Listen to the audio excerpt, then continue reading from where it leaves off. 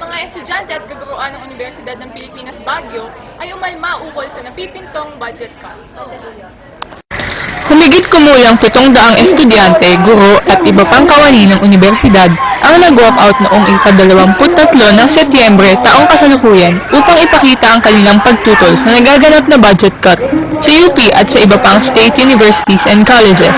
Ang budget para sa edukasyon ay kinaltasan ng mahigit 1.4 bilyong piso mula sa 6.9 bilyon noong 2010 na ngayon 5.5 bilyon na lamang. Nilibot ng mga ito ang buong eskwelahan upang makikayat ng mga estudyante na makiisa at mag-walkout sa kanilang mga klase. Dumiretso ang mga ito sa Malcolm Square para sa maliit na programa. Sila ay nakasuot ng itim bilang pagtutol sa budget cut. Tatalan nila sakasakali.